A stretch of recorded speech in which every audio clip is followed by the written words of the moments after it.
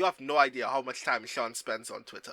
I spend less now, but yeah, If I that's am on what Twitter you call less, too much. Sean. Oh, am I on it too much? Okay.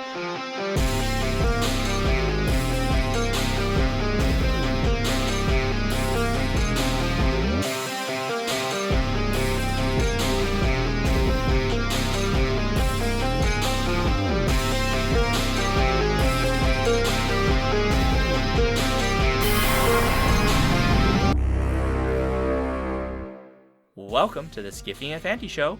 A labor of love is still labor, but it's also still love.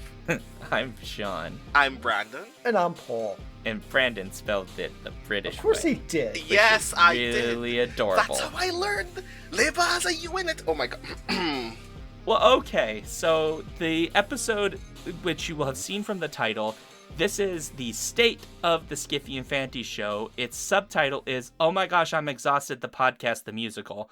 Which it is not a musical, but it is a podcast. But if you would like to imagine it's a musical, go for it. Really, what we're trying to talk about today is kind of like where we are at with the show in terms of like how we're feeling, what we're trying to do, what we need to make happen, those kinds of things, because we haven't done one of these in a while, and most of the conversations about how we're feeling about this show at any given point are usually private. They're things where Brandon and I cry for like an hour, and then Paul comes into the Zoom, feels uncomfortable, and leaves. Yeah, pretty much. So there's a lot here, and we're probably going to be pretty blunt about some things, and less blunt about other things. And to clarify, our bluntness is also not a value judgment, one way or another. We are venting because we have the potential to vent, but do not assume that we are unhappy about the things that Skiffy and Fanty already has. Like, you listening to us is a blessing, but there are things that we need to discuss that often make us very exhausted. And I guess the big one we should just get out of the way is the issue of time. So once upon a time, before Brandon was the main co-host of the show, Paul will remember this, we produced quite a number of podcasts. We don't do that anymore for some very obvious reasons. We tried our effort at having like a network of shows, and it didn't really grow, it didn't really kind of go anywhere, and we got to a point where it's just too many episodes for one person to be editing.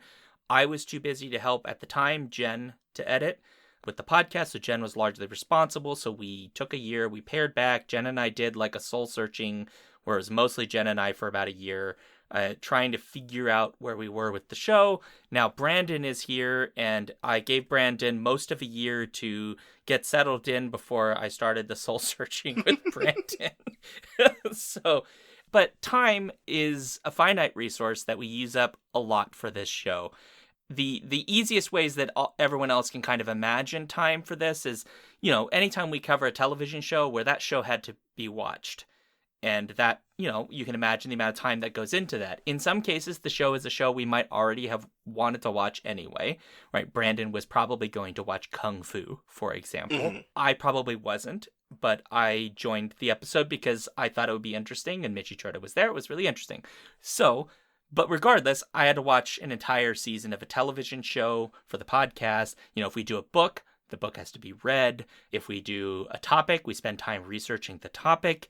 Sometimes we're watching a movie, which isn't a huge time commitment, but we want to watch the actual thing and then put notes down and think about what we're going to say. So it takes a lot of time on the upfront. And then there's all the stuff that comes on the outside, which is the recording and then the editing. And so, on an average episode, we're spending quite a lot of time prepping, making, and editing an episode. I don't know how else to say it other than it just takes a lot of time. It's a lot. And as I kind of pointed out to Brandon and Paul, and I'm sure others on the show can talk about this too, we all have other things we do.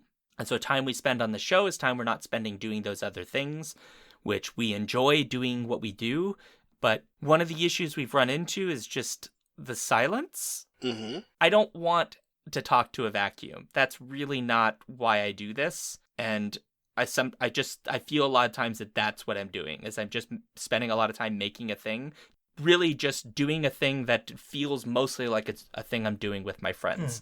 Mm-hmm. But I will shut up now and let other people jump in, maybe to temper how I have spoken, or I'm going to temper and push back a little bit. I think we have listenership that's clear because, well, last year it's kind of a blunt metric, but last year we got a Hugo nomination. Yeah. So clearly people are listening to us. Are those people engaging with us in the way that you need, because you crave and need feedback? Because to jump parallel tracks, I know you appreciate when people watch you stream. When people don't watch you stream, you have less fun than when people watch you stream. You are performative in a way. You want to do stuff that people will react to. It's kind of like the same for me. I started writing book reviews with no expectation people would ever read them, but now I do want people to read my book reviews. I could still write book reviews if no one ever read them, but that would be kind of like, well, what's the point? So I think this whole, we're performing into the void. I prefer void to vacuum, because void feels a little even more existentially dark and strange. Fair point. Like something out of Premi Muhammad's work. But, okay, yeah, that's fair. Void might be better. Something that feels like a void, even though it's not literally a void. Right. Mm-hmm. We're playing into a void. People are listening, but we're not getting radio signals back, and that is enervating and tempering your enthusiasm to produce the work, because you're not getting the reflections from those people who are listening. Thank you for those of us who have nominated for us and voted for us in the Hugo Awards. Thank you all. I can forever say I'm a Hugo finalist thanks to the show, but we're not getting that receptivity of feedback back that's showing that you're actually listening and engaging and want to make that connection. And Sean needs that connection, listeners. I agree with you, Paul, that a lot of this for me is that I value the conversation and interaction quite a lot more than non-interactive forms of interaction, if that makes sense. Like, the streaming thing is true. Like, I don't mind streaming games and having fun, but I actually like talking to people. That's way more fun. Like, if I'm playing a game and I'm getting feedback from Valerie Valdez and we're talking about the game, or we're talking about some other subject or whatever, that's way more fun for me, because now it's not just me playing a game and providing entertainment, it's me having some give and return. It's the same reason why when I do go to Valerie Valdez's, like, I love being able to talk to Valerie while Valerie's playing. That feedback is really fun and exciting for me, which is weird because I'm actually an introvert, but for some reason they get value out of this. I don't know. Look, human brains are weird. So, Brandon, having said many things, I will shut my mouth hole. Where do you kind of rest in all of this? So I have three thoughts have already congealed in my brain at this point. The first is on the matter of time, which matters specifically to me for this purpose. With the possible exception of Jon Stewart, if a writer goes on a talk show to talk about their book, that host hasn't read their book. Yeah. And that's with a day of lead time, if not perhaps a week or a week and a half. Because it's very hard to read a book very quickly when you have other things to do.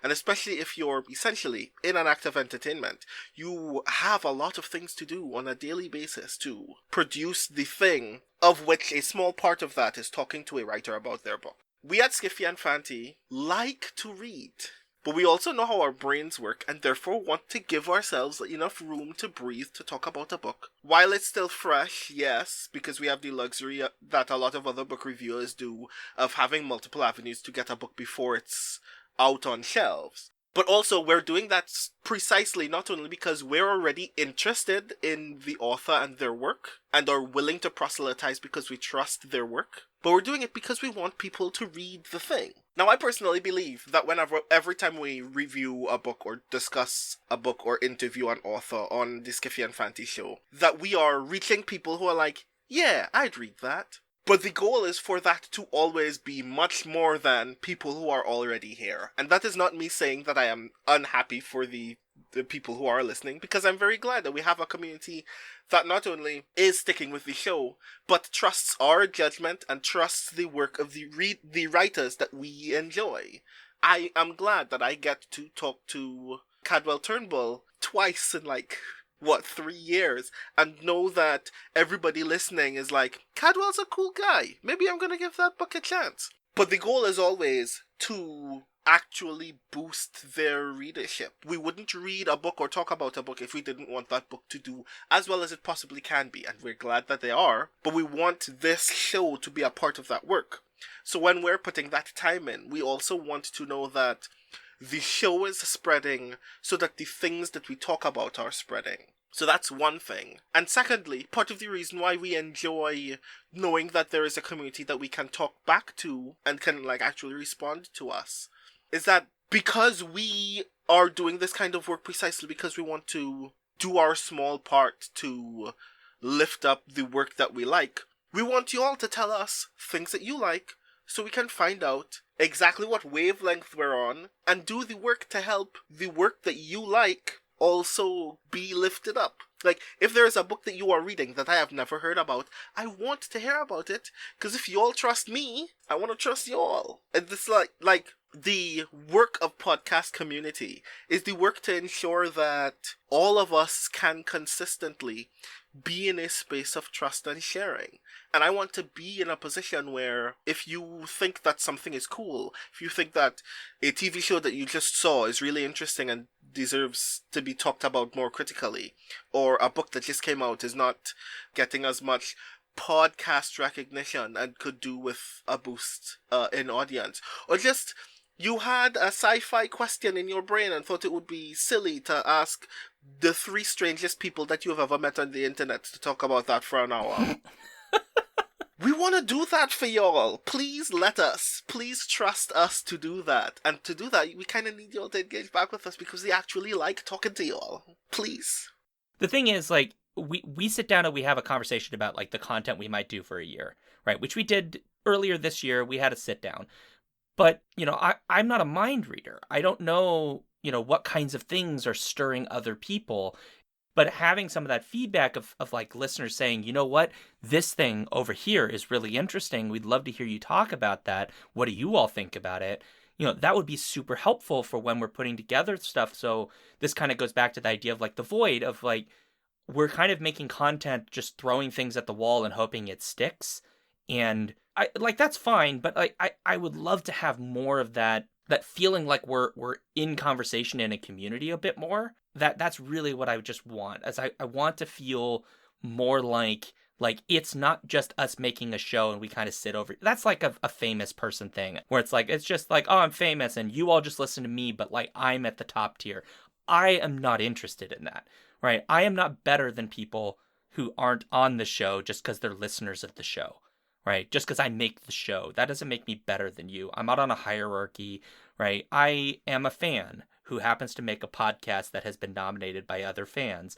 But those fans have their own ideas and thoughts and interests and contributions they want to make. This is the reason Paul is on this damn show in the first place, right? Or Brandon, how you ended up is we randomly met on the internet somewhere, brought you on the show, and then some of you just decided, like a wart, not to ever leave. Mm-hmm. Or you just chained me in. I just changed you. Yeah, that's kind of how Paul basically got roped into this, against his will. I, however, decided that I would never leave. Yeah, precisely. Yeah. So, this gets to everything. Community, I think, is what we're trying to get at is, I love having listeners. It's great. But, community matters more than just people listening. I want to talk to people. I want to hear from people. I want us to be making content that interests you, that is feeding into your geekdom, right? And is, doing some of the stuff that we're interested in, doing some of the stuff you're interested in, getting that community creation to some degree, rather than sometimes just kind of throwing a bunch of things on the wall and hoping some of it sticks. And just to speak to that as well, because a lot of the ways in which I think about Skiffy and Fanty are similar to thoughts that I have about convention spaces. And a lot of that is this. I am a professional writer, poet. I do all sorts of random stuff. Sometimes I will be at a convention and they will ask me to do a panel on a thing. Sometimes it's about a thing that I have expertise in, and sometimes it's a general interest thing, like, what do you think about this trope in this genre? Or, all of us like this TV show, let's geek out about this TV show for an hour. And I'm really excited about those things. But that kind of discussion is uniquely fan discussion. And that means it is improper to assume that because I am one of 4 people sitting on the other side of a table at the top of a room, that I am somehow smarter or superior than everybody in the room who also has feelings about the thing. And I want to hear from y'all about the thing, because that's why I came to do the thing in the first place. Having a podcast makes that it should make that rather surprisingly more easy than it should be at a con, because there is no such assumption, because you could just chat to us whenever you want. We are infinitely digitally available. You have no idea how much time Sean spends on Twitter. I spend less now, but yeah, if I that's am on what Twitter you call less, too much. Sean. Oh, am I on it too much? Okay. No.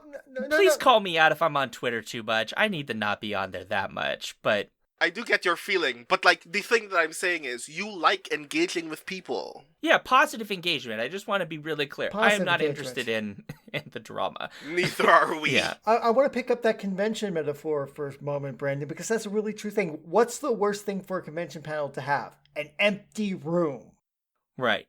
Even if it's not literally empty. Yeah. I mean, there's jokes and tropes about, oh God, that we outnumber the audience sort of thing. And that's bad, and that's terrible for panels, because we need and want that audience and an interaction with that audience in order to be a successful panel. Yeah. But Paul, that's the thing, right? That's a very curious thing. And to beat this metaphor to death even further, there is a thing that is worse than a panel without an audience. What's that? A panel with an audience that has not responded to a single thing you've said. 30 people just sitting silently with their arms folded. Oh God, yes, you're right. That's worse. And when Q&A time rolls around, no one has a thought, any contributions whatsoever. They have not shared a thought. Because I like knowing that I'm engaging with people who also have feelings about the thing that we're discussing. I didn't come here to teach to you because I'm not a teacher. I'm not very bright. I came here to have feelings with you, and I want to know what your feelings are. I love this because you're right. This is probably the best way to describe like how I'm feeling and having an issue, which is not any individual person's fault. It's just like it's feels, and feels are sometimes irrational, and that's just the way that they are. But you're right. Like when you go to a convention space, part of the reason why I really love a good panel, you sit down, you have a conversation on some subject, and you're talking about it, and there's that feedback that's happening. Now, on a panel, etc., those are happening in real time to some degree, right? Either it's facial expressions, or at least in a there's a Q&A section. With some of the virtual stuff, that's happening in real time, right? Because there's a chat where it's happening, and so people are saying yes, or like, quoting something or poking at something. So you're getting some of that feedback. But with a podcast, the problem is that unless you record live, which we don't currently do, and I'm not opposed to doing, but finding times to do it is the hardest part. But we don't currently record live. So most podcasts are released, external. They're released after they've been recorded, which means we don't get that immediate feedback. So if we're doing something good, we don't necessarily know, right? The only thing we have to go on is that we know people still listen to the show. And the problem is I don't actually know how many people listen to the show. At a convention, I can look into the room and count the heads. I don't have good metrics for counting the number of people that listen to this show. Podcast metrics are a nightmare zone. Like, I just don't have that information. So, like, we're not getting that immediate feedback you get at a convention space. And so we need that, like, after the fact feedback. What would happen at a convention would be people would talk about the panel after the fact. They'd share thoughts or something, that might happen. In our virtual convention spaces, it'd be on, like, a Discord, and people would still be talking about the topic. I guess like that's kind of where I'm at is I just desperately want to feel like we're part of a conversation rather than feeling like we're just making content. I don't really just want to make content. Realistically, if we were just making content, we would be focusing on completely different metrics. Like we would be sitting down and we wouldn't be talking about what are the topics we are interested in talking about or what do our fans want us to talk about. We would be talking about what is going to get us the most attention. What gets the clicks? Yeah, and that means we would devolve into what's new on Netflix and how do we generate drama. And I don't care about either of those things. Yeah, like sometimes a new thing's cool, but like what I would rather do is to do interesting stuff. And also, this show is about more positivity. Like we're we do talk about stuff we don't like, right? We do torture cinema, but we do that, like, that's for fun. Yeah, out of love. I mean, we Yeah. hated this movie. We're going to tell you why we hated this movie. Although lately it hasn't been we Yeah. hated this movie. It's like, oh, this thing is really interesting, but also we'll throw in some dirty jokes because why not? I mean, the one time in 2021, other than torture cinema, that we didn't enjoy something, which was... There's someone inside your house. No. One Direct Priority. I mean, we tolerated someone inside your house. We just thought that it could have been Oh, better. no, I hated that movie. What are you talking about? Oh, Lord. Oh, God. So, like, I really do believe that the One Direct Priority episode is a very good, like, example of, like, even if we do not enjoy something, our goal is to be as thoughtful as possible. Not just about why we didn't enjoy it, but about what it could have been doing, what it is still potentially doing, what value there is still to be found from it. Is there a kind of value that we were hoping for? Is there space to discuss, like, the space between those competing values? And I think that is more enjoyable, that is more palatable, at least for me as someone discussing content, than being the kind of podcast that was dedicated to telling people that a thing is universally good or universally bad, you should trust us and just take our word for it. Or B, whenever we did find something that we did not enjoy, doing nothing but saying we didn't enjoy it and you won't enjoy it either, instead of trying to find some depth from it. Part of the thing that I think separates us from trying to do the new fancy as well is there is wealth in being thoughtful and deliberate, even about a thing that is new. And because we are in the genre all the time, we are thinking about these questions all the time. We're not watching a thing on Netflix because it's cool and we want somebody to watch it because we think that it's 5 stars because it looks good. We want you to watch a thing that we think will fascinate you in the way that it fascinated us because it was asking interesting questions. And even if it was bad, we still want to ask and answer those questions because that's what interests us. And we're glad to have a community that also gets that. But to hazard another analogy, if we're preaching to the choir, then only the choir comes to mass. And we want other people to be able to find these things interesting as well. Yeah. We want more people in the church and people responding to Yeah. our sermons, as it were. We want to grow a community on the internet. We want to be able to grow a community that is not about angrily hating things all the time. Yeah, I mean, it's worth noting, like, yeah, we've had things where we just really didn't like a thing. You know, we've had torture cinema movies that were, like, legitimately pretty darn terrible. And then we've had, you know, movies that we thought might be good that turned out not to be very good. And we certainly had those moments where we just really didn't like a thing. But the one thing that I really appreciate about what's happened with the way this show has gone is that we do have these moments where it's like, okay, well, this isn't just about, like, I hate this because it didn't go the way I wanted. It's like, we need to understand what is going on here to make this not work. Well, it's great to be able to do that among ourselves. We're only so many voices. There's only so many voices that can be on this show. And there's only so many perspectives. And we don't always know how other people are reacting to these kinds of media, you know, in terms of the people that listen or other people in the community who might be interested in our conversation. And it would be, I think, really interesting to have more of that feedback of, like, hearing how other people reacted to a piece of media, right? What did they get out of it, right? Maybe we missed something. You know, we miss stuff all the time because we try to make roughly an hour-long podcast. We miss stuff constantly because we can't cover everything. But maybe we missed something crucial, a detail, or there's some interesting thing you noticed in the way it was being constructed. And to have that and then be able to come back and say, well, so-and-so was talking about this stuff. Let's have a quick conversation about it. That's really interesting. To me, that would be really exciting as a creator of a podcast. Response to feedback. Yeah. Because, like, there is, and I've never actually said this aloud to you, Sean, but there is an imagined thing that I have in my brain every time we record an episode that has us say aloud that we want to hear from listeners and we're hoping to put together a mailbag episode. And it is always that before we ever get to the point of a mailbag episode where every single comment that we hear is a unique thought, a unique, like, interest about a thing, we at some point get 5 or 8 or 12 unique comments about a specific thing that we've discussed and have to swiftly come back the week afterward to record an episode and go, okay, so people asked us these questions and had these really interesting thoughts that we hadn't thought about when we recorded the episode. So now we're going to talk about the thing now and just put up a Redux episode of something that we had just discussed. Because I want to hear from folks. Again, I don't think I'm very bright. I want you all to be able to tell me that there are things that you find intriguing about the work that you're talking about, because you're in a space where people can talk about it and feel like everybody is sharing and learning in that conversation. Yeah, I love that idea, right? That we could have these conversations about stuff that we've already covered because fans would have, comments they'd want us to think about.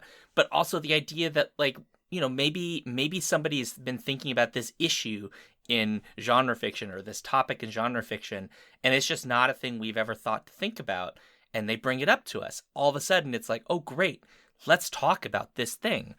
Certain discourses have been quite negative recently in the science fiction community, but there is a positive one that is happening in that, which is like trying to understand what's going on in genre fiction trends, right? Trying to understand some of the publishing pushes of like what's kind of being made. And there's a lot of really interesting conversations to be had about what kinds of stories people are purchasing, what kinds of stories, make it into, the stuff that we turn into media, the stuff that makes it into award nominations, right? We can kind of talk about what kind of values and meanings and literary conceptions that tells us about. But without somebody kind of bringing up these topics, I mean, I brought this one up, so this is my fault. But like, if others bring topics up about things that we just didn't think to cover, or that we weren't sure you were interested in hearing about, right, we just won't cover them. Like, I'm gonna bring it up the topic. Like Squeak Art. Did you want us to talk about Squeak Art? We don't know because you didn't tell us whether or not you wanted us to talk about the whole Squeak Art mess. We don't know if you need do you want us to stay 10,000 miles away from that, or do you want us to engage with that? Without you telling us, listeners, we don't know whether or not we should jump into that pool or not. Like, even more than that, and I'm both glad and mildly saddened that you brought up the Squeak Art thing. I'm sorry I had because to. I fortunately spent days on Twitter never seeing the thing. And I'm very grateful. I don't know what happened on Twitter that one day that they decided to bless me. But, like, that conversation is a very good example of the dichotomy of conversations about genre that happen on the internet on a regular basis. Mm-hmm. We can be the kinds of people, I mean, and this is not an admonition one way or the other, even though I do feel certain kinds of ways about the ways that the internet has these kinds of conversations. We could be part of the conversation that is consistently dour and incredibly hostile and makes incredibly negative assumptions, not just about entire things, but about people who have mere thoughts about those things, like a lot of the Squeakcore conversation tended to devolve into. Or we could be the kind of people who encourages people to enter into a space where we just ask honest questions about what we think and feel and know and are capable of learning about a thing that is happening in fandom, while encouraging everybody to give as much compassion and understanding to other people as possible, and seek to know and admit that we don't know as often as possible about the thing that we're discussing. I think that ultimately there is something to be learned from these kinds of subgenre conversations about what it says about what fans want to read, what writers want to write, and what that says about their own personal experiences, not only in the industry or in their personal writing practice, but as people. I think that we are long overdue in genre a conversation about emotion and emotionality and the ways in which the media landscape kind of papers over our ability to experience emotion into just good feelings are bad and bad feelings are rad. And I want to have those conversations with people who trust us to not be mean and who I trust not to be mean. And those people are here. But then I want to hear from those people. Yeah. That makes absolute sense. Yeah, I mean, we could jump into that pool, but we want you, the listeners, to basically signal us to go into that pool and being willing to engage with us with what we say and coming to it from a place of respect and responding to what we say, and so that we can all learn and grow together. I know it sounds so Yeah. cliche, but I know. But Yeah, but whatever. After the frickin' 2 years we've had of this nightmare hellscape, maybe we need more positivity and construct. Yeah. Maybe positive is not the right word. Constructiveness, because we could be talking about negative things, but in a way that is constructive as well, instead of yeah. Yeah, I mean, I love this idea that it would be just super great, which is a terrible phrasing, but whatever. It would be super great, and I'm doing the arm thing. It would be neat. It would be neat. It would be so cool. It would be so awesome. It would be swell. it would be qual. Is a word I want to bring back. It was swell. I love swell. I think it is a fantastic word. Paul remembers it from his childhood. Let's bring it back. Oh, God. Oh, God. A Paul's 2,000 years old joke again. Well, no, swell is not that old. I mean, the Romans, what did Romans say?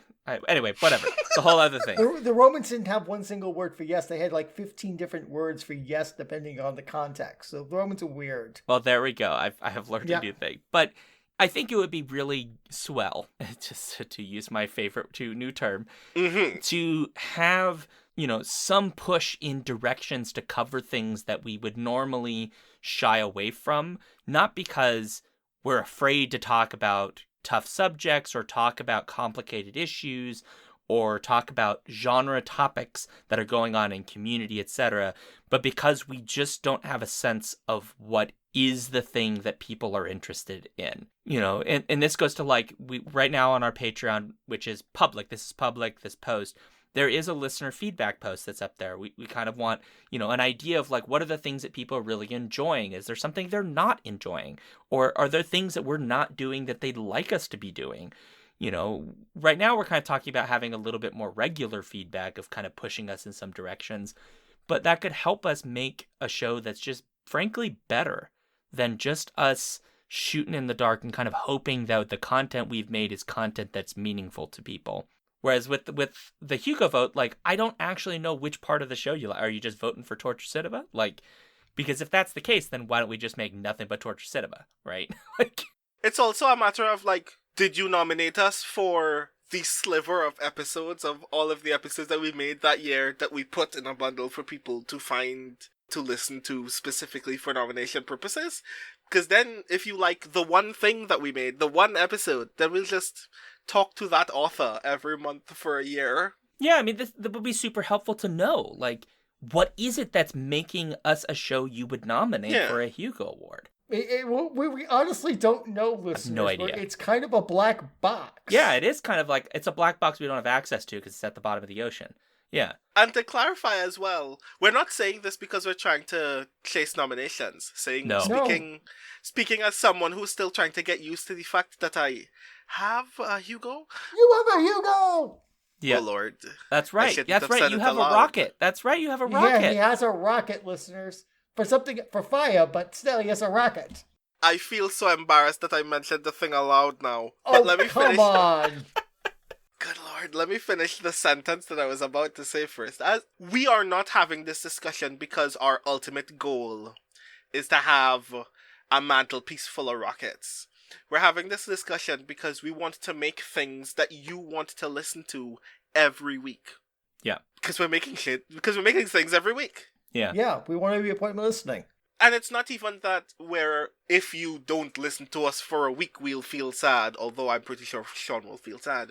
It's that we are very excited about the things that we make, and we want to make things that excite you as well.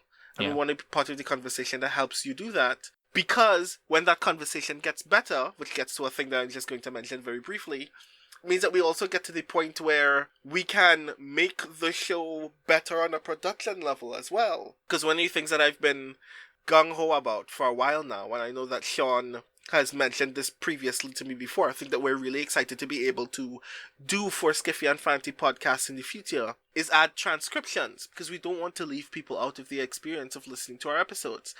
But certain things need to happen for us to even have the amount of funds necessary to be able to transcribe every week. Because the alternative is we do it ourselves, and we have already committed so much time to the show that it would be of poor quality to ask us to also do transcriptions as well every week. But we want to get to the point where we can do that.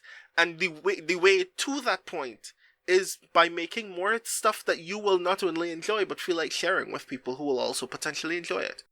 When we're talking about things like doing transcriptions, well, that's us trying to be more accessible, but there's only so many spoons a human has, and it's not fair, but like that's the reality. Either we do less content and have transcriptions, in which case people get less of what they want, or we try to build towards something, which gets us to like what Brandon's kind of talking about, which is, yes, on the one hand, the feedback is helpful because it means we know what you are interested in, and that we can make more stuff that gets you, but then we need help sort of reaching out and finding more people who might find our show compelling and interesting. Even if they're people that aren't going to like every episode type we do, that's okay, because we do a bunch of different types of things. But help getting us out there so that people can find us, so people know we exist and can put us in their ear holes, helps us to do all the rest of it. Because if we get the feedback, we know who we're reaching, we can do more content that reaches those people. And if those people also help us by, retweeting our stuff or poking people and saying, hey, check out this podcast, or, leaving reviews on iTunes and Podchaser and other places that take reviews, and doing those things that help increase the profile of the show, we end up being able to do a lot more that is community building than we can currently do with the spoons available to us. And I'm not just talking transcriptions, other things we would love to be able to do. Live streaming, doing an actual play podcast would be something I would love to be able to do as a regular thing. Yes, please. Because again, Brandon is one person and he can only GM so many damn games. I want to do more. Please trap me in another game. But I kind of need to know that y'all want to actually see that. This is kind of like we're getting towards the wind down point, which is like trying to distill this long rambling mess of a show into what are the action items of the day, which is such a very professional way of reducing this. What are our CTAs? This whole show is a microcosm of our entire podcast. This long discursive thing, trying to find what we want and love, and looking for the goodness inside a long tube of darkness. But there is light. But listeners, we want you to help us bring us to the light. Bring us to the light. Yes. So there are kind of like a handful of things that we just need. Number one, more interaction from you, the listener, right? Whether that's you using the listener suggestion form and throwing ideas at us of things that interest you, or tweeting at us when an episode drops and saying, I really like this, or, sending us an email because you have a comment about something, you want to let us know about it, or whatever it is, just something that lets us know you're there and you're listening.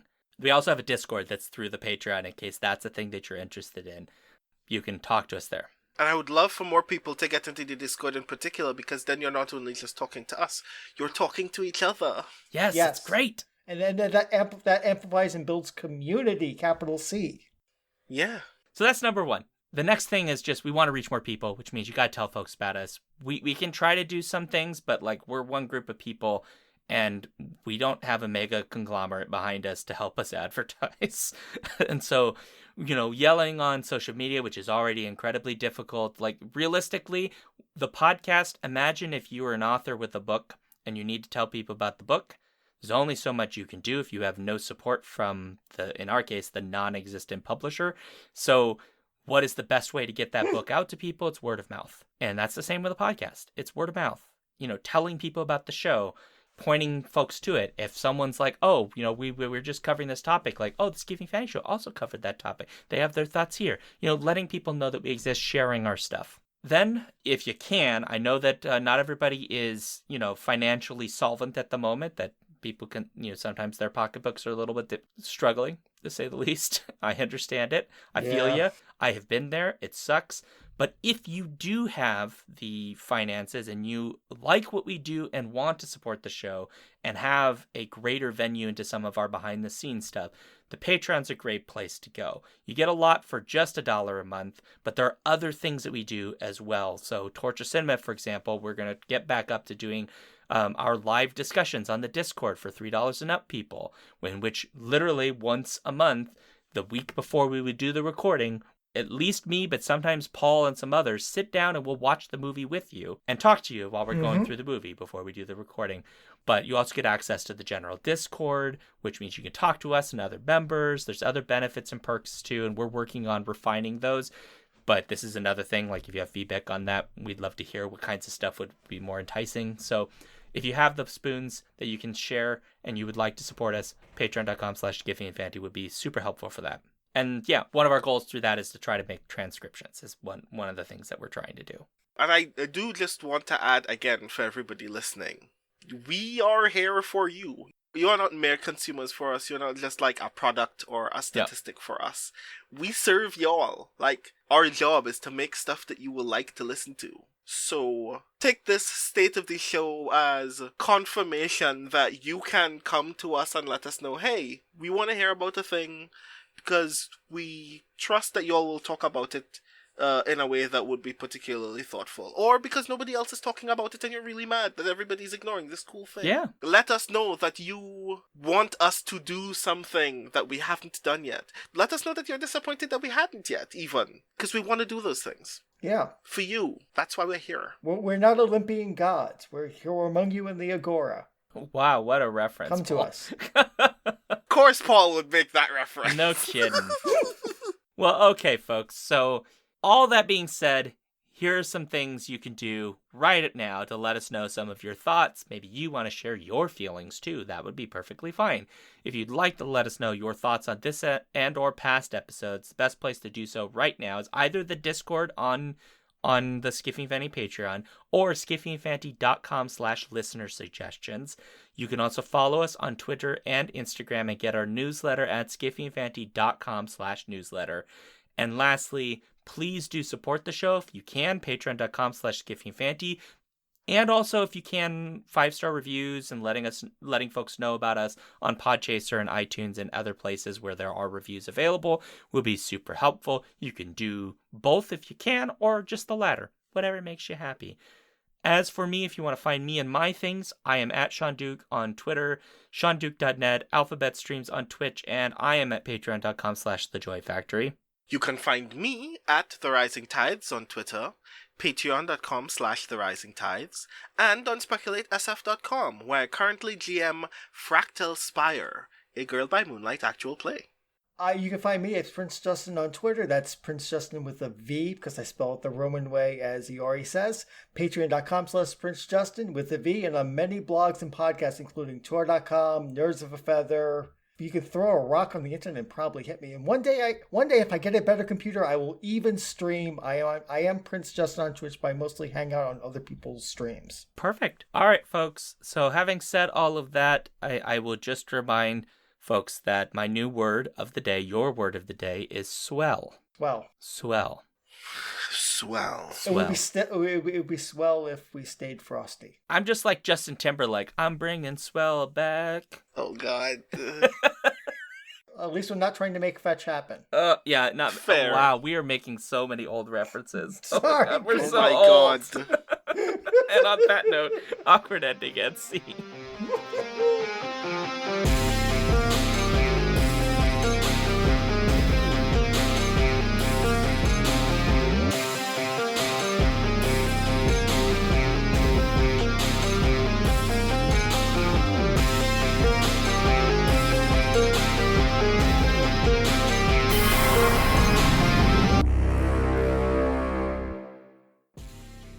If you want to support this show, you can go to patreon.com/skiffyandfanty or skiffyandfanty.com, our website, where you can get access to all of our fancy things.